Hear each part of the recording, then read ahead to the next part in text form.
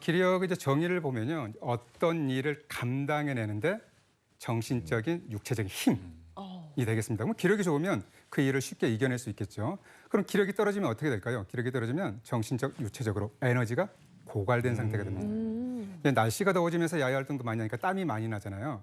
그런데 한의학에서 이 땀을요, 정의를 할 때 내부 장기 오장에서 이렇게 생리 기능에서 만들어지는 영양 물질을 진액이라고 하는데 이 땀도 진액의 일종으로 봤습니다. 그러면 땀을 많이 흘리면 어떻게 될까요? 진액이 고갈되죠. 그러면 당연히 기력이 떨어집니다. 여름처럼 이제 땀이 많아지는 이렇게 더위가 시작되는데 한의학에서는 이런 병을 주합병, 또 이렇게 하서, 이렇게 섭병 이렇게 봤습니다. 많은 이제 환자분들이 저한테 이제 질문하세요. 여름에는 보약 안 먹을래요. 왜요? 여름에는 보약 먹으면 땀으로 다 빠지잖아요. 그럴 만해요. 그런데 허준이 지은 동의보감에 보면요. 여름에는 땀으로 인해서 기가 쉽게 허해지니 마땅히 기를 보해야 한다라고 기록하고 있습니다. 제 말이 아니라 허준 선생님 말씀입니다. 그래서 그렇게 이렇게 밤에 좀 무덥고 잘 때 땀이 좀 쫙 나면 그렇게 아침마다 이렇게 일어나기도 힘들고 일하러 가기 싫고 그랬구나. 네, 맞습니다. 사실 특히 요즘처럼 더위가 좀 이제 심해지고 그리고 일교차가 크고 또 사실은 이제 활동량이 많아지게 되죠. 이렇게 되면 사실 피로감을 많이 호소하시는 분들이 많습니다. 근데 문제는 이런 풀리지 않는 피로감이 지속된다라고 하면요. 만성 피로 증후군을 의심해 볼 수도 있습니다. 근데 실제로 이 만성 피로 증후군은요. 정확히 진단하기가 굉장히 좀 어렵습니다. 왜냐하면 뭐 당뇨나 고혈압 같은 경우는 사실 검사를 통해서 진단 기준을 넘어가게 되면 사실 진단을 할 수가 있는데요. 문제는 만성 피로 같은 경우는 이게 굉장히 좀 주관적인 부분들이 굉장히 좀 많은 부분들이 있기 때문이죠. 그런데 사실 피로를 조금 정의를 내리자고 하면요. 일반적으로는요. 일상적인 활동 이후에 비정상적인 탈진 증상, 그리고 기운이 없어서 지속적인 노력이나 집중이 필요한 일을 할 수 없는 상태, 그리고 일상적인 활동을 수행할 수 없을 정도로 전반적으로 기운이 없는 상태, 이렇게 정의를 해볼 수 있는데요. 만약 이런 증상들이 한 6개월 이상 지속된다라고 하면 만성 피로 증후군을 의심해 볼 수 있습니다. 한의학적으로도 이제 만성 피로와 관련된 병증이 있는데요. 한자로 노곤상이라고 합니다. 노곤상은 정신적으로, 육체적으로 또 피로가 누적된 상태로 볼 수 있는데요. 이제 날이 점점 더워지면서 야외 활동도 심해지죠. 활동량이 또 늘어나고 또 낮에는 엄청나게 덥고 아침 저녁으로 약간 서늘해요. 일교차. 이렇게 이제 심한 문제가 생기는 이 초여름에 노곤상이 나타나기 쉽습니다. 이 한의학에서 노곤상을 이제 세 가지로 볼 수 있는데요. 첫 번째 기혀, 그다음에 두 번째 기울, 세 번째 습열입니다. 기여는 기가 허하다는 거죠. 말 그대로 체력 부족을 뜻하는 것으로 소화기가 허약하거나 소화가 잘 되지 않고 냉증이나 식은땀이 납니다. 그다음에 기울, 기가 울체되어 있는 것이죠. 그래서 순환의 정체를 뜻하는데 스트레스로 인한 복통 및 신체의 통증이 나타나고 또 짜증이 심해지면서 우울감과 답답함이 나타납니다. 그리고 습열은 습과 열기인데 마치 습식 사우나 통에 들어가 있는 것 같아요. 그럼 몸이 후덥지근하고 더워지면서 땀이 많이 나죠. 네. 관절통도 나타나고 입맛도 떨어지고 항상 들어놓고 싶습니다. 그런데 이러한 이제 세 가지는 체질과 원인에 따라서 달라지니 참고하시면 되겠습니다. 네, 뭔가 이맘때쯤 떨어지는 그 기력에 대한 고민들 아주 오래전부터 해왔던 것 같은데요. 그러면 기력이 떨어질 때는 구체적으로 어떤 증상이 좀 나타날까요? 네, 이제 기력이 떨어질 때 나타나는 증상들을 말씀드리기 앞서서 좀 주관적이기 때문에 이 의학 내에서도 어떠한 기준을 이용하느냐에 따라서 조금씩 표현이 달라지는데요. 지금 말씀드릴 내용은 이제 미국 질병통제예방센터에서 가장 대표적으로 사용하는 기준점들입니다. 다음과 같은 그 정의를 저희가 하는데요.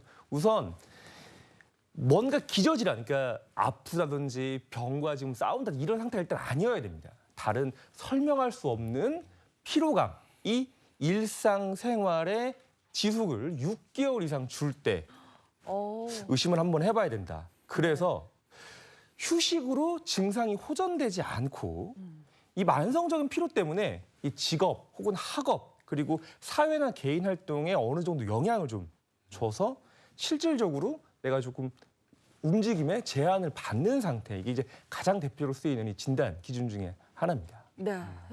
네. 또한 앞서 언급된 피로 증상 이외에도요. 뭐 기억력이라든지 집중력의 장애, 그리고 인후통, 그리고 경부 혹은 애과부, 그러니까 겨드랑이 오목한 부분을 둘러싸고 있는 가슴 부위죠. 이 애과부의 림프선 압통, 그리고 근육통, 또 다발성 관절통, 새로운 두통, 또 잠을 자도 상쾌한 느낌이 없는 증상, 운동 혹은 힘들어 일을 하고 난 후에 나타나는 심한 권태감, 이런 증상들 가운데서요 4가지 이상이 동시에 6개월 이상 지속이 되는 경우에는요 만성 피로 증후군을 의심해 보실 수 있습니다. 4가지 이상이라고 그러셨죠? 요. 다행이다. 오. 3가지인가요? 네, 세 3가지. 오, 다행이네요. 없죠? 저는 한 2가지 정도. 2가지. 네, 그 정도인 것 같아요. 차 박사님. 저는 그래도 다행히 한 2개 정도밖에 없네요, 아직은. 어유 살았어요. 오랜만에 통과네. 자, 오늘 기력 관련해서 얘기를 나눌 건데, 자, 확실한 주제 한번 보고 오죠. 건강 구동 오늘의 주제는요. 중년 비상 기력 저하의 신호입니다. 기력 저하의 신호를 잘 알아채야 이 사라진 기력도 채우고 건강도 잘 지킬 수 있는 게 아닌가 뭐 그런 생각이 좀 들어요. 네. 그 나이가 이제 들면 나타나는 이제 증상들이 있죠. 기운이 없다. 체력이 떨어진다. 걸음걸이가 느려진다. 그리고 이제 입맛이 떨어지고 조금만 움직여도 피로하다. 그리고 기억이 가물가물거린다. 지금 이 방송을 보시는 이제 연세 드신 분들은 내 증상인데 나이 들면 다 그런 거 아니야?라고 생각할 수 있겠는데 이게 자칫 병과 관련된 증상일 수 있습니다. 이것을 노쇠 증후군이라고 하는데요. 이게 국내 통계는 없는데 미국 통계를 보면요. 65세 이상의 노인의 7%, 80세 이상의 40%가 노쇠 증후군에 관련된 환자로 합니다. 이걸 명확하게 하셔야 될 게 이러한 증상으로 인해서 일상생활을 하지 못할 지경에 이르렀을 때 해당되는 겁니다. 네. 그런데 여성이 남성보다 많다는 통계가 있습니다. 노쇠 증후군까지 오면 뭐 기력이 현저하게 떨어질 수밖에 없는 건데, 노쇠 증후군, 이건 어떤 증상이 주로 나타납니까? 네, 그래서 제가 자가진단법을 좀 준비했는데요. 다음 같은 증상이 나타난다라고 하면 사실 노쇠 증후군은 의심해 볼 수 있습니다. 화면을 보시면서 같이 한번 체크를 한번 해볼까요? 첫 번째, 최근 6개월간 5kg 이상의 체중이 줄었다. 둘째, 팔다리를 만지면 물렁물렁할 정도로 근육량이 감소했다. 세 번째, 15걸음을 7초 안에 못 걷는다. 네 번째, 일주일 3회 이상 심한 피로감을 느낀다. 다섯 번째, 바깥 출입을 거의 하지 않는다. 라고 이 총 5가지 항목이 있는데요. 이 중에서 3가지 이상이 해당된다라고 하면 노쇠 증후군을 의심해 볼 수 있습니다. 요건 아니네. 요것도 저는 통과네, 오늘. 네, 요거 근데 생각해 보면은 나이 먹는 거 당연한 거고 나이 먹어서 늙어가는 거 당연하고 그다음에 이제 기력이 점점 떨어지는 거 일반적으로 자연스러운 일이잖아요. 그런데 노쇠 증후군 이게 특히 더 위험해 보이는 이유가 뭘까요? 당연한 거 아닌가요? 네, 그거? 당연한 노화, 전반적인 신체 기능이 떨어질 수밖에 없죠. 그런데 노쇠 증후군 일단 좀 말이 좀 무섭지 않습니까? 이 노쇠라는 건 정상적인 노화보다 조금 더 가속화된 기능의 이상을 뜻한다고 생각하시면 되는데요. 일상생활을 사는 그 건강한 성인 청년들을 100점, 왕성하게 활동하는 걸 80점이라고 한다면 노화가 되면서 신진대사 그리고 각종 근골격계 그리고 내장이나 내분비계 질환 기능이 떨어지면서 조금 건강한 노년을 우리가 한 60점에서 80점 이 정도로 넣는다면 이 노쇠는 60점 이하, 즉 움직이기가 어렵고 움직이기 어렵기 때문에 근육량이 줄고 근육량이 줄기 때문에 누워있을 수밖에 없으면서 결과적으로 생명을 위협할 수밖에 없는 몸으로 점점점 안 좋아진다.